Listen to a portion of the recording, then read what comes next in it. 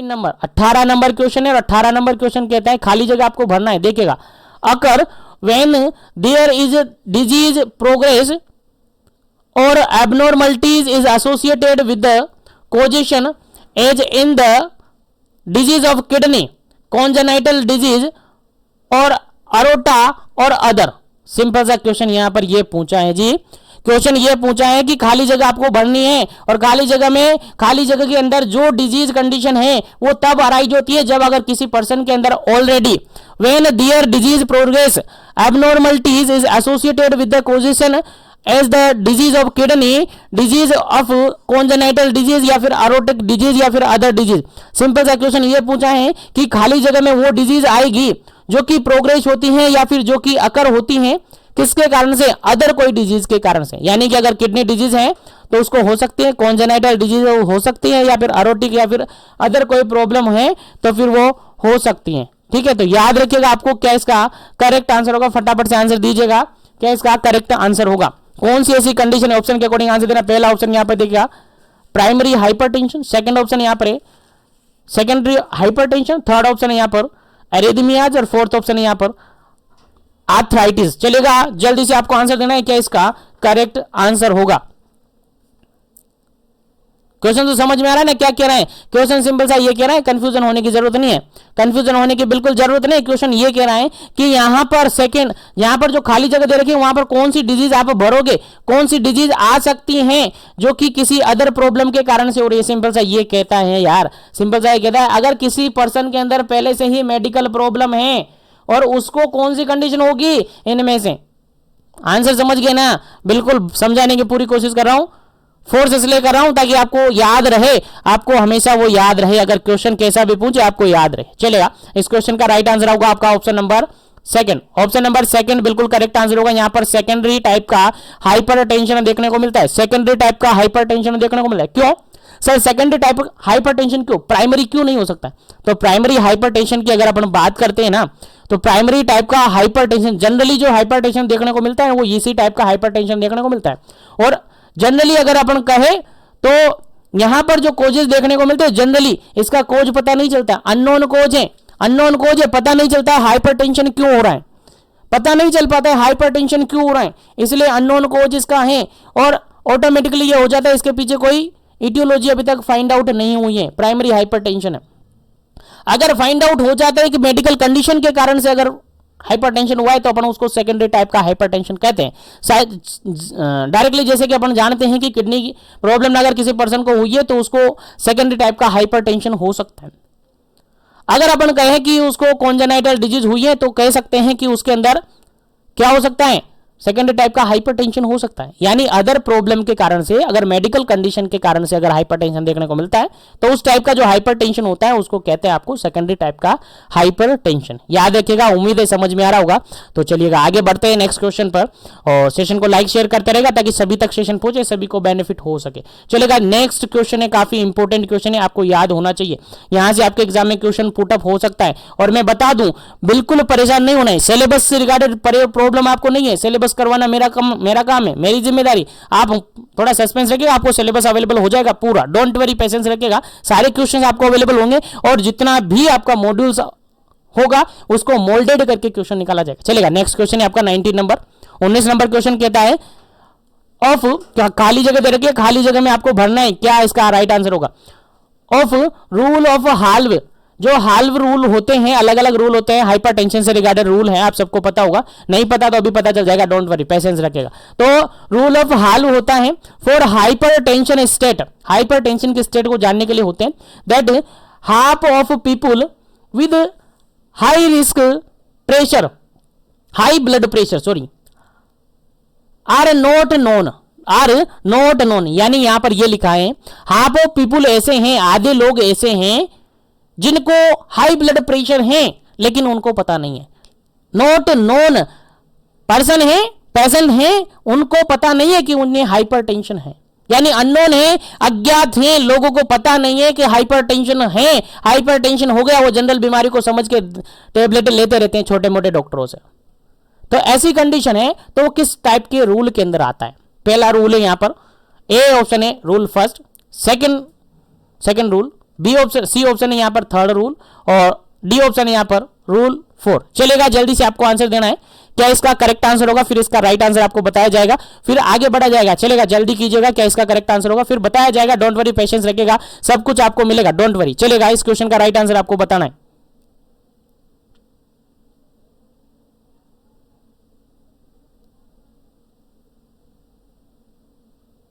चलेगा, इस क्वेश्चन का जो बिल्कुल राइट आंसर अगर अपन कहे तो बिल्कुल ऑप्शन नंबर बिल्कुल यहां पर अगर देखें तो फर्स्ट नंबर ऑप्शन बिल्कुल करेक्ट आंसर है।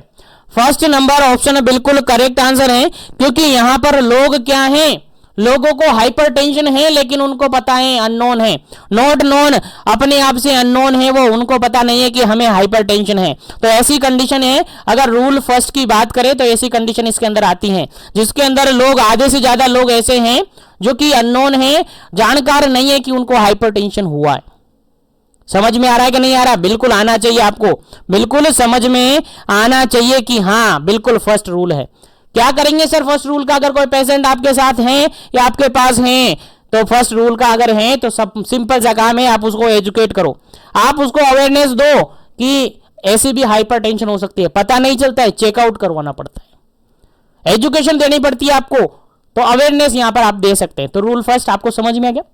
रूल फर्स्ट के अंदर वो लोग आते हैं जिनको, आधे से ज्यादा लोग ऐसे हैं जिनको ब्लड प्रेशर है लेकिन अननोन है, वो पता नहीं है, वो लोग अननोन हैं जिनको ब्लड प्रेशर है, उनको पता नहीं है, हमें भी पता नहीं है, पेशेंट को खुद को पता नहीं है कि उसको, पेशेंट को बीपी है, और हेल्थ केयर सिस्टम को पता नहीं है कि उसको बीपी है। अरे यार वो आएगा तब तो पता चलेगा ना। बिल्कुल चलेगा, आगे बढ़ते हैं नेक्स्ट क्वेश्चन पर। नेक्स्ट क्वेश्चन है आपका 20 नंबर क्वेश्चन। 20 नंबर क्वेश्चन के अंदर क्या है पूछा है, देखिएगा क्वेश्चन सिंपल सा ये पूछा है, the rule of halves for the hypertension state. Rule of halves के अकॉर्डिंग अगर अपन बात करें, hypertension state that half of those known are not treated. Simple सा क्वेश्चन ये है, रूल ऑफ हाल्व की बात कर रहे हैं जो कि हाइपरटेंशन स्टेट को जानने के लिए होता है। समझ में आ रहा है ना क्वेश्चन समझिएगा, जिसको याद नहीं है वो याद रखिएगा, इंपॉर्टेंट क्वेश्चन है, आपके एग्जाम में पूछा जा सकता है। क्योंकि आरएचएस, स्पेशली राजस्थान से जो की बात करूं, आरएचएस फर्स्ट टाइम एग्जाम बनाएगी, कैसे भी एग्जाम बना सकती है, याद रखिएगा।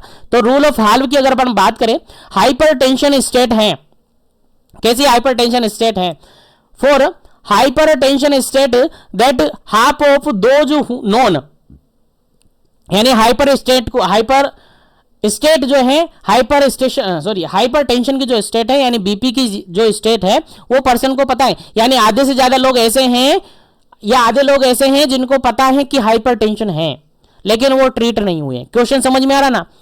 क्वेश्चन समझ में आ रहा? बिल्कुल सिंपल सा ये लिखा है कि हाइपरटेंशन है, हाइपरटेंशन की स्टेट है, लेकिन उनको पता है कि हाइपरटेंशन है लेकिन वो ट्रीट नहीं हुआ, उनका इलाज नहीं हुआ है, तो उसको किस रूल में शामिल किया जाता है? पहला ऑप्शन यहां पर देगा rule first, second option rule second, third option rule third, और फोर्थ ऑप्शन रूल 4। चलेगा, आंसर आपको देना है, क्या इसका करेक्ट आंसर होगा।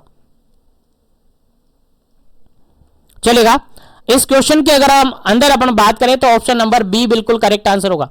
ऑप्शन नंबर बी बिल्कुल करेक्ट आंसर होगा। यहां पर क्या करेक्ट आंसर होगा? रूल ऑफ हाल्व की बात करें तो सेकंड रूल बिल्कुल करेक्ट आंसर होगा।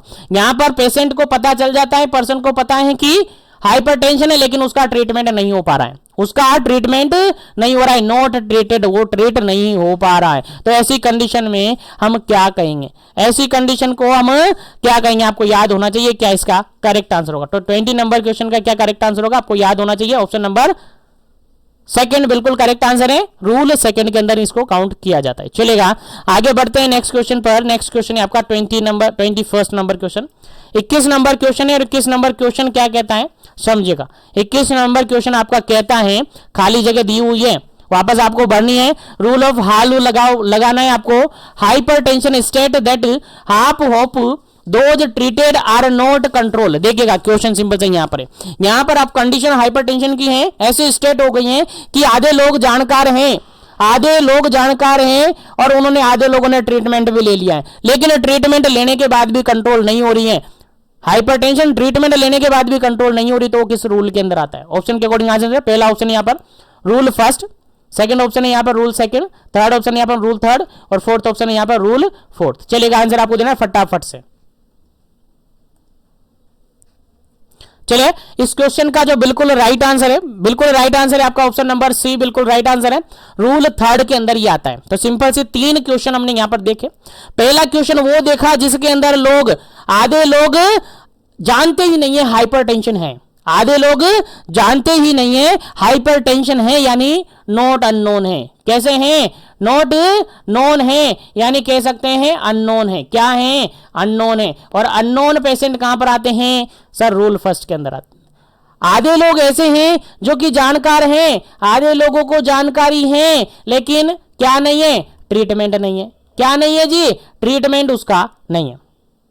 और आधे लोग ऐसे हैं जिनके पास ट्रीट तो किया है लेकिन क्या नहीं है? कंट्रोल नहीं है। तो देखिएगा 3 क्वेश्चन यहां पर मैंने बनाई आपके लिए, आपके एग्जाम में एज इट इज रिपीट हो सकते हैं और घुमाकर रिपीट हो सकते हैं। पहले वो लोग, आधे लोग वो हैं जो कि जानते ही नहीं है हाइपरटेंशन है, रूल फर्स्ट के अंदर आते हैं। और ऐसे लोगों को हमें क्या करना है? सिंपल सा काम करना है, एजुकेशन देना है, अवेयरनेस फैलाना है, अवेयरनेस उनको करना है कि हाँ ऐसा ऐसा आपको करना है। हाइपरटेंशन आपको हो सकता है, आपको चेकआउट करना हो, उसका ट्रीटमेंट पूरा लेना होगा। सेकंड रूल की अगर अपन बात करें तो पेशेंट क्या है? नोन है, जानकार है कि हाइपरटेंशन है, लेकिन ट्रीटमेंट वो नहीं ले रहा है। हो सकता है डर लग रहा हो सकता है वो रूरल एरिया के अंदर हो। तो ऐसी कंडीशन में आप उसको जानकारी देंगे और ट्रीटमेंट के रिगार्डेड भी उसको जानकारी देंगे और उससे कहेंगे कि एक बार आप डॉक्टर के पास जाओ और पूरा डायग्नोसिस करके इसका ट्रीटमेंट लो। ठीक है। और थर्ड रूल की बात करें तो ट्रीटमेंट ले रहा है पेशेंट लेकिन कंट्रोल नहीं हो रहा है, तो ऐसी कंडीशन में उसको रेफर सिस्टम करवाया जाता है कि आप एक बार हायर सिस्टम पर जाकर कांटेक्ट करें, वहां पर एक बार आप केयर प्रोवाइड करवा सकेंगे आपको। ठीक है। तो उम्मीद है सारी जानकारी आपको मिलेगी। यहां पर एडुकेट न्यूट्रिशन वगैरह आपको एडुकेट ट्रीटमेंट प्रोवाइड यहां पर करवाया जाएगा। तो उम्मीद है सारे जो क्वेश्चन अभी तक हमने डिस्कस किया आपको समझ में आ गए होंगे। तो इसी के साथ आगे बढ़ते हैं नेक्स्ट क्वेश्चन पर, लेकिन सेशन को लाइक शेयर करते रहना है ताकि सभी तक सेशन पहुंचे और मेरा टारगेट पूरा हो सके। और मेरा टारगेट यही है कि सभी तक क्वेश्चन पहुंच जाए और सभी क्वेश्चन का बेनिफिट ले सके, ताकि मैं जो 100% देने की कोशिश कर रहा हूं वो 100% आप तक पहुंच रहा है। चलेगा, नेक्स्ट क्वेश्चन की बात करते हैं। नेक्स्ट क्वेश्चन है 22 नंबर क्वेश्चन। 22 नंबर क्वेश्चन कहता है most common form of arthritis. Arthritis का मोस्ट कॉमन फॉर्म कौन सा है?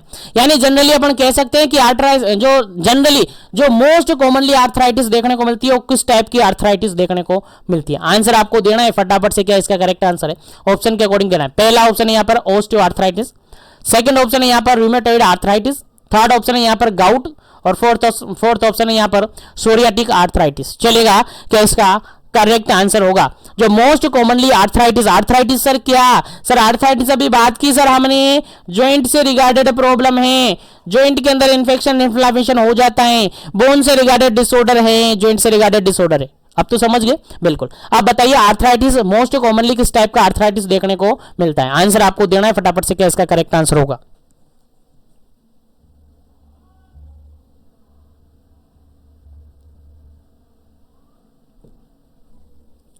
चलेगा, इस क्वेश्चन का जो बिल्कुल राइट आंसर होता है आपका, बिल्कुल राइट आंसर होता है ऑप्शन नंबर फर्स्ट, बिल्कुल राइट आंसर होता है ओस्टियो आर्थराइटिस जनरली। और मोस्ट कॉमन जो आर्थराइटिस देखने को मिलता है वो यही देखने को मिलता है। मोस्ट कॉमन आर्थराइटिस होता है, मोस्ट कॉमन फॉर्म है आर्थराइटिस की ओस्टियो आर्थराइटिस, बोन से रिगार्डेड है आर्थराइटिस होती है ओस्टियो आर्थराइटिस। याद रखिएगा, इंपॉर्टेंट क्वेश्चन है, स्टार बना लीजिएगा, एज इट इज आपके क्वेश्चन एग्जाम में पूछा जा सकता है, आपके फाइनल एग्जाम में पूछा जा सकता है। चलिएगा, आगे बढ़ते हैं नेक्स्ट क्वेश्चन पर। नेक्स्ट क्वेश्चन की बात करते हैं। नेक्स्ट क्वेश्चन सिंपल सा क्या कहता है, देखिए समझते हैं, क्वेश्चन समझ में आना चाहिए। मैं पहले ही बता दूं, क्वेश्चन जब तक समझ में नहीं आया, क्वेश्चन की लैंग्वेज बड़ी भी आ सकती है, छोटी भी आ सकती है। हो सकता है एक लाइन में क्वेश्चन का पूरा क्वेश्चन आपको समझ में हो जाए, 4 लाइन 5 लाइन आपको क्वेश्चन दे दे, लेकिन समझना तो आपको पड़ेगा। जब तक क्वेश्चन समझ नहीं आएगा आंसर नहीं निकलेगा। ये गलत फहमी आप निकाल दीजिएगा माइंड से, क्वेश्चन समझना ही पड़ेगा कैसे भी करें। चलेगा, क्वेश्चन समझते हैं। 23 नंबर क्वेश्चन है और 23 नंबर क्वेश्चन आपसे क्या कहता है, देखिएगा। कह रहा है खाली जगह आपको भरनी है यहां पर, is characterise by the recurrent seizure and brief episode of involuntary movement में involve the part of the body और the entire body and are something accompanied by the loss of consciousness. चलेगा, सिंपल सा question ये पूछा है जी, 4 line दी हुई है question में, लेकिन क्वेश्चन में कुल मिलाकर ये कहा गया है कि यहां पर वो डिजीज आएगी जिसके कारण से रिकरेंट सीजर देखने को मिलेगा। क्या देखने को मिलेगा जी? सीजर। ठीक है, जानते हो ना सीजर, हाँ वही। Brief episode of involuntary movement, जो बॉडी के अंदर इनवॉलेंट्री मूवमेंट होता है, जहां पर इनवॉलेंट्री मूवमेंट होता है, बॉडी के अंदर वॉलेंट्री मूवमेंट करते हैं, अपने हाथ पैर हिलाते वो वॉलेंट्री मूवमेंट, लेकिन अपने आप ही ऑटोमेटिकली एपिसोड आएंगे, इनवॉलेंट्री मूवमेंट वहां पर देखने को मिलेगा। May be involve the body part, वहां पर आपकी बॉडी पार्ट भी इन्वॉल्व हो सकती है, वहां पर आपकी एंटायर बॉडी, पूरी बॉडी भी इन्वॉल्व हो सकती है, और उसको देखते हुए followed by loss of consciousness वहां पर देखने को मिल सकता है। तो ऐसी कंडीशन अगर है तो ये किस कंडीशन के अंदर होता है? क्वेश्चन समझ गए? बिल्कुल समझ गए तो आंसर दे दीजिएगा फटाफट से, क्या इसका करेक्ट आंसर हो। पहला ऑप्शन है यहां पर आर्थराइटिस, सेकंड ऑप्शन है यहां पर सिंकोप, थर्ड ऑप्शन है यहां पर एटेक्सिया, फोर्थ ऑप्शन है यहां पर एपिलेप्सी। चलेगा, जल्दी से आपको आंसर देना है, क्या इसका करेक्ट आंसर होगा। उम्मीद है सभी को पता है इस क्वेश्चन का राइट आंसर क्या होना चाहिए। और मैं पहले ही बता दूं, सारे क्वेश्चन जो क्वेश्चन हैं बिल्कुल आपको इधर उधर कहीं से नहीं मिलेंगे, बिल्कुल अगर आप देखेंगे तो अपने मॉड्यूल्स के अंदर ही मिलेंगे, बाहर से इधर उधर कहीं से क्वेश्चन नहीं मिलेंगे। और मैं पहले ही बता दूं, अगर क्वेश्चन आपके एग्जाम में आने हैं तो इन्हीं से आने, क्योंकि इनसे बाहर कोई एग्जाम में क्वेश्चन नहीं जा सकता यार, क्योंकि पूरा मॉड्यूल्स तोड़ मरोड़ दिया, पूरा मॉड्यूल्स तोड़ मरोड़ के निचोड़ के निकाल दिए सारे क्वेश्चन, यही क्वेश्चन बनते और क्वेश्चन नहीं बनते आपके एग्जाम में। ठीक है, तो याद रखिएगा इस क्वेश्चन का जो बिल्कुल राइट आंसर है ऑप्शन नंबर डी बिल्कुल राइट आंसर है। ऐसी कंडीशन को अपन क्या कहते हैं? एपिलेप्सी कहते हैं। क्या कहते हैं जी? ऐसी कंडीशन को हमें एपिलेप्सी कहते हैं, जिसके अंदर क्या होता है? रिकरेंट सीजर आता है, कन्वर्जन आता है, मिर्गी दौरे, जो मिर्गी के दौरे अपन जनरली कहते हैं वही है। ठीक है, तो इनवॉलेंट्री कॉन्ट्रैक्शन यहां पर देखने को मिलता है, इनवॉलेंट्री मसल मूवमेंट यहां पर देखने को मिलता है, पूरी बॉडी में भी हो सकता है और पार्शियल बॉडी में भी हो सकता है, और followed by loss of consciousness यहां पर, क्योंकि एंड ऑफ जो फेज होती है एपिलेप्सी के अंदर, सीजर्स के अंदर, वो कोमा की स्टेज होती है, जिसके अंदर कुछ टाइम तक पेशेंट बेहोश हो जाता है, अनकॉन्शियस हो जाता है, उसके बाद उसको होश आ जाता है। ठीक है, अब आप कहेंगे सर यहाँ सिंकोप भी हो सकता है, सिंकोप के अंदर भी फेंटिंग और सिंकोप जानते हो ना आप, बिल्कुल थोड़ी सी देर बेहोश होते हैं और वापस उठ जाते हैं, ये सिंकोप है। लेकिन यहां पर सिंकोप नहीं हो सकता है, क्योंकि यहां पर इनवॉलेंट्री मूवमेंट भी हो रहा है, यहां पर सीजर भी आ रहे हैं, इसीलिए यहां पर बिल्कुल करेक्ट और एप्रोप्रिएट जो राइट आंसर होगा option number D, epilepsy is right answer of this question. चलेगा, नेक्स्ट क्वेश्चन की बात करते हैं।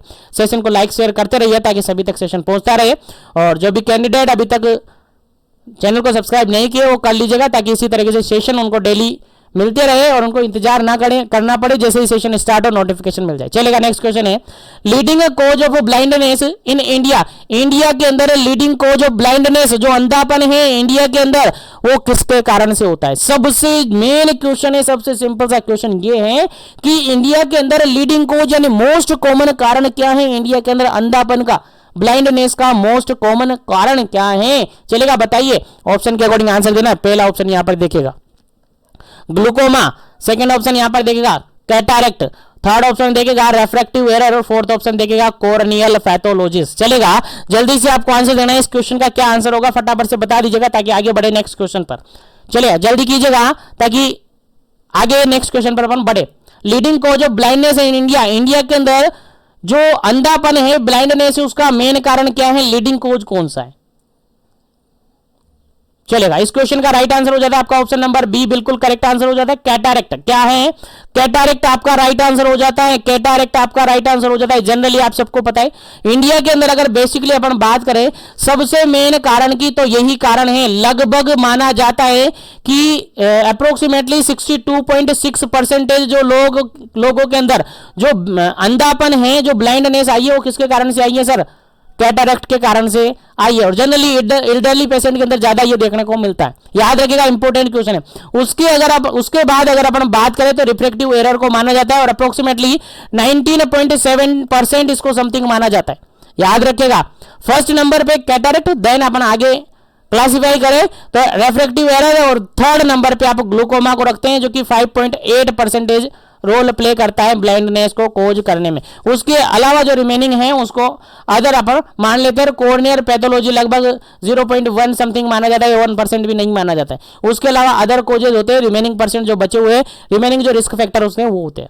तो याद रखिएगा, अगर बेसिकली सबसे मोस्ट कॉमनली बात की जाए, काफी सारे लोगों का माइंड ये जाता है कि रिफ्रैक्टिव एरर, सभी के चश्मा लगी हुई है, सर के भी चश्मा लगी हुई, उनके भी चश्मा लगी हुई, यार यही होगा। नहीं, ऐसी दिमाग न लगाए, याद रखिए, क्योंकि ट्रेनिंग कर रहे हो आप, ट्रेनिंग आपने 3 महीने 6 महीने जो ट्रेनिंग की है उसका अब एग्जाम आपसे लिया जा रहा है, इसलिए आपको याद होना है। मोस्ट कॉमनली और लीडिंग कोज माना जाता है ब्लाइंडनेस का, दैट इज कैटरैक्ट, याद रखिएगा। उसके बाद अगर बात करें तो रिफ्रैक्टिव एरर, ग्लूकोमा वगैरह आ जाते हैं। चलेगा, आगे बढ़ते हैं नेक्स्ट क्वेश्चन पर। नेक्स्ट क्वेश्चन आपके सामने है बीएमआई से रिगार्डेड। क्वेश्चन सिंपल सा ये पूछा है, बीएमआई स्टैंड फॉर, बीएमआई क्या होता है, क्वेश्चन सिंपल सा ये पूछा है। बीएमआई सब जानते हो, body mass index, body mass index है। और बॉडी मास इंडेक्स क्या होता है जल्दी से आपको बताना है। पहला ऑप्शन यहां पर देखिएगा, obtain by dividing a person's wait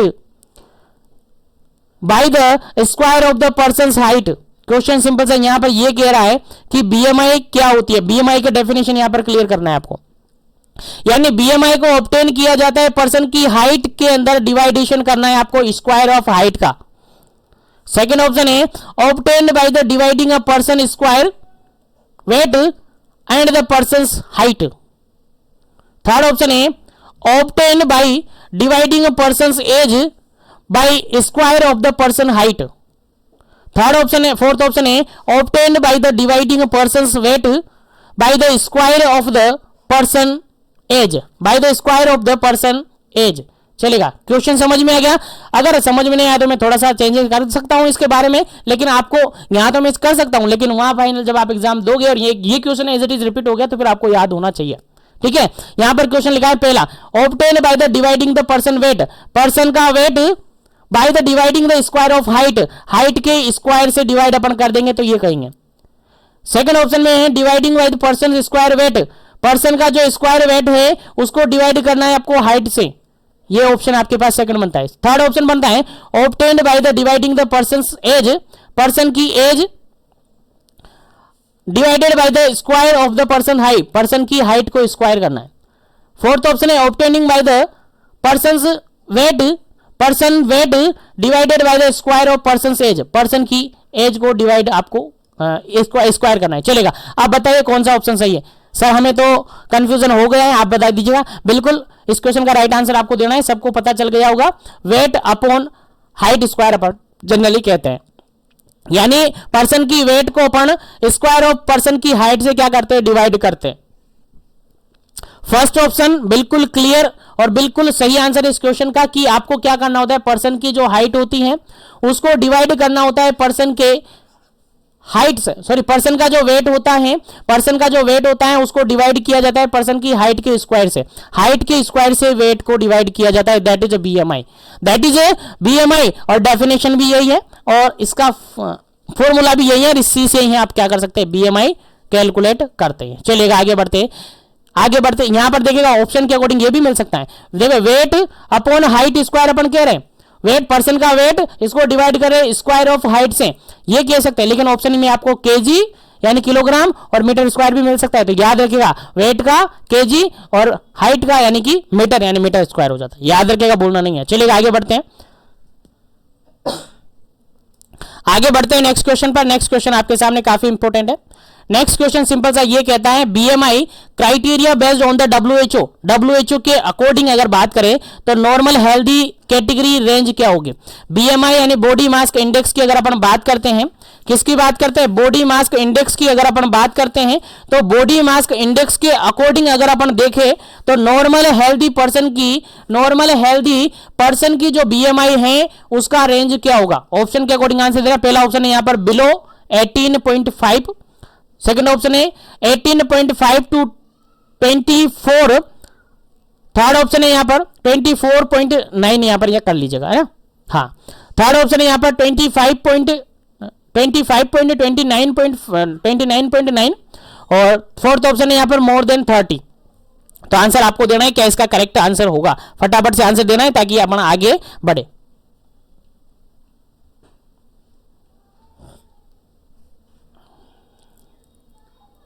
चलेगा, इस क्वेश्चन का जो बिल्कुल राइट आंसर हो जाता है आपका option number second, option number B बिल्कुल करेक्ट आंसर हो जाता है। ये नॉर्मल होता है, ये नॉर्मल होता है, यहां पर नॉर्मल वेट बोलते हैं, किसको बोलते हैं, इसको नॉर्मल वेट बोलते हैं, नॉर्मल वेट इसको बोलते हैं। यानी 18.5 से लेकर अगर 24.9 तक का बीएमआई है तो उसको अपन क्या बोलते हैं, अकॉर्डिंग टू WHO अपन क्या कहते हैं, नॉर्मल वेट बोलते हैं। क्या बोलते हैं जी, नॉर्मल वेट बोलते हैं। लेकिन अगर अपन कहे कि 18.5 से कम है तो इसको अंडर वेट बोलते हैं। क्या बोलते हैं जी, इसको अंडर वेट बोलते हैं। याद रखिएगा, मेंशन कर लीजिएगा, एग्जाम में पूछा जा सकता है। अगर अपन कहे 25 से लेकर 25 से लेकर 29.9 है तो इसको ओवरवेट बोला जाता है। क्या बोला जाता है जी, ओवरवेट इसको बोला जाता है। और अगर मोर देन 30 है तो इसको एबिसिटी बोला जाता है, ओबिसिटी बोला जाता है, मोटापा इसको बोला जाता है। क्या बोला जाता है, मोटापा इसको बोला जाता है। तो चारों जो लेवल है आपको याद होनी चाहिए। अगर 18.5 से कम है तो अंडर वेट के अंदर आता है। अगर 18.5 से 24.9 आ जाता है, यानी 25 नहीं होना है, 25 से कम रखना है, 25 से कम है तो नॉर्मल वेट है। लेकिन 25 से लेकर 29.9 तक हो जाता है तो वो ओवरवेट भी आता है। और मोर देन 30 की अगर बात करें तो वो ओबेसिटी के अंदर आता है। तो उम्मीद है यहां से भी आपको क्वेश्चन और क्वेश्चन के रिगार्डिंग जानकारी मिल गई होगी। तो आगे बढ़ता हूं और सेशन को लाइक शेयर करते रहिए ताकि सभी तक सेशन पहुंच जाए। चलेगा, नेक्स्ट क्वेश्चन की अगर अपन बात करते हैं तो नेक्स्ट क्वेश्चन आपके सामने काफी इंपॉर्टेंट है। नेक्स्ट क्वेश्चन सिंपल सा ये पूछा हुआ है, the government of India launch the national mental health programme NMHP। Question simple सा पूछा है ना, बिल्कुल NMHP इन क्वेश्चन सिंपल सा ये पूछा है कि नेशनल मेंटल हेल्थ प्रोग्राम है वो कब लॉन्च हुआ था। क्वेश्चन समझ में आ गया, नेशनल मेंटल हेल्थ प्रोग्राम कब लॉन्च हुआ था। क्वेश्चन सिंपल सा ये पूछा है, फटाफट से आंसर आपको देना है। क्या इसका करेक्ट आंसर है, ऑप्शन के अकॉर्डिंग देना है। पहला ऑप्शन है यहाँ पर 1982, सेकंड ऑप्शन है यहाँ पर 1978, थर्ड ऑप्शन है 1985, फोर्थ ऑप्शन है 1975। चलेगा, जल्दी से आपको आंसर देना है कि गवर्नमेंट ऑफ इंडिया ने नेशनल मेंटल हेल्थ प्रोग्राम कब लॉन्च किया था। नेशनल मेंटल हेल्थ प्रोग्राम कब लॉन्च किया था, ईयर आपको बताना है। फटाफट से जल्दी कीजिएगा क्योंकि क्वेश्चन काफी इंपॉर्टेंट है, आपके एग्जाम पॉइंट ऑफ व्यू से आपके एग्जाम में पूछा जा सकता है। इस क्वेश्चन का जो बिल्कुल राइट आंसर होगा वो क्या होगा। चलेगा, इस क्वेश्चन का बिल्कुल राइट आंसर अगर अपन देखें, government of India has launch the national mental health programme NMHP, वो है आपका ऑप्शन नंबर फर्स्ट, बिल्कुल राइट आंसर है 1982, 1982, बिल्कुल करेक्ट आंसर है। चलेगा, आगे बढ़ते हैं नेक्स्ट क्वेश्चन पर। नेक्स्ट क्वेश्चन की बात करते हैं, सिंपल सा क्वेश्चन यहां पर है, 28 नंबर क्वेश्चन है, बॉडी मास इंडेक्स, वही BMI की बात की जा रही है, भूलना नहीं है। क्वेश्चन कैसे भी घुमा कर दिया जा सकता है, क्वेश्चन वही है, क्वेश्चन चेंज किया है बस। Body mass index is a simple index of, यहां पर खाली जगह आपको बननी है, that is commonly used classify the overweight obesity in adult. Question simple सा ये है कि BMI एक ऐसा सिंपल सा इंडेक्स है जिसके थ्रू अपन क्लासिफाइड करते हैं कि कौन सा पर्सन ओवरवेट है, कौन सा पर्सन ओबेसिटी है। तो यहां पर खाली जगह में ऑप्शन के अकॉर्डिंग आंसर आपको देना है, क्या सही आंसर होगा। पहला ऑप्शन यहां पर देखिएगा वेट फॉर हाइट होगा, सेकंड ऑप्शन यहां पर देखिएगा हाइट फॉर एज होगा, थर्ड ऑप्शन यहां पर देखिएगा वेट फॉर जेंडर होगा, फोर्थ ऑप्शन यहां पर देखिएगा ऑल ऑफ दी अबव होगा। और मैं यहां से आपको जानकारी दे दूं, काफी सारे कैंडिडेट ऐसे हैं जो जहां पर ऑप्शन आ गया ऑल ऑफ दी अबव, ये ले भाई हमारा आंसर ये है और हमने ये डी गोला कर दिया, ऐसा नहीं करना है। बहुत से क्वेश्चन में नन ऑफ दी अबव आता है, ये ले भाई हमारा यही है, हमें नहीं आ रहा, ये गोला कर दिया। नहीं, आपको परेशान करने के लिए ऐसे ऑप्शन डाल दिए जाते हैं। हर जगह all of the none of the answer नहीं होता है, हाँ काफी ज्यादा जगह ऐसा होता है लेकिन हर जगह नहीं होता। क्वेश्चन समझ में आना चाहिए। क्वेश्चन सिंपल से आ गया, क्वेश्चन ये है कि बॉडी मास का इंडेक्स के बारे में पूछा है और बॉडी मास का इंडेक्स आपको बताया अभी मैंने थोड़ी देर पहले मैंने आपको बता दिया क्या होता है। चलेगा, आंसर होगा इसका ऑप्शन नंबर फर्स्ट, बिल्कुल राइट आंसर होगा। वेट फॉर हाइट होता है, वेट फॉर हाइट होता है, यही तो बताया था यार मैंने, वेट फॉर हाइट होता है, यही तो बताया था, बिल्कुल यही इसका करेक्ट आंसर है, बिल्कुल यही इसका करेक्ट आंसर है कि वेट फॉर हाइट होता है। क्या होता है जी, वेट फॉर हाइट होता है। वेट फॉर एज बोला था क्या, नहीं बोला था। वेट फॉर जेंडर नहीं था, फोर्थ तो हमने काट दिया सर, वेट फॉर हाइट ही होता है। चलेगा, आगे बढ़ते हैं नेक्स्ट क्वेश्चन पर। उम्मीद करता हूं यहां तक क्वेश्चन आपको अच्छी तरीके से समझ में आ रहे होंगे। चलेगा, नेक्स्ट क्वेश्चन है आपका 29 नंबर क्वेश्चन और 29 नंबर क्वेश्चन आपसे क्या कहता है, देखिएगा 29 नंबर क्वेश्चन कहता है which of the following disease does not obesity increase the risk of developing. Question यहां पर सिंपल सा ये पूछा है, क्वेश्चन सिंपल सा ये पूछ रहा है आपसे कि which of the following disease does not obesity increase the risk of the developing. समझ गए ना? क्वेश्चन ये कहता है कि कौन सी डिजीज है जो कि ओबेसिटी कोज करती हैं। सिंपल सा क्वेश्चन है यार, कंफ्यूजन नहीं होना है। Which of the following disease does obesity increase the risk of developing, यानी ओबेसिटी करने की जो रिस्क है वो किसके कारण से होती है। जो फॉलोइंग डिजीज है उसके अकॉर्डिंग आंसर बताया कि कौन सी डिजीज के कारण से यहां पर ओबेसिटी देखने को मिल सकती है। ऑप्शन के अकॉर्डिंग आंसर, पहला ऑप्शन है यहां पर type second diabetes mellitus, second option है यहां पर कार्डियोवैस्कुलर डिजीज, और थर्ड ऑप्शन है यहां पर कैंसर, फोर्थ ऑप्शन है यहां पर ऑल ऑफ दी अबव। चलेगा, जल्दी से आपको आंसर बताना है क्या इसका करेक्ट आंसर होगा, जल्दी कीजिएगा ताकि आगे बढ़े पर नेक्स्ट क्वेश्चन पर।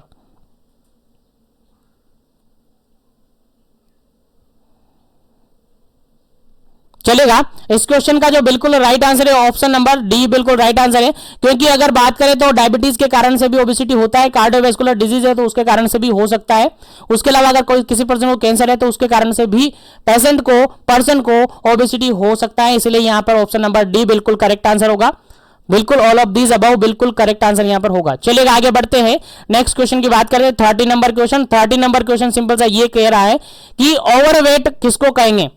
What is the definition of overweight. Overweight की डेफिनेशन अभी थोड़ी देर पहले मैंने आपको बताई थी कि ओवरवेट की डेफिनेशन क्या होती है।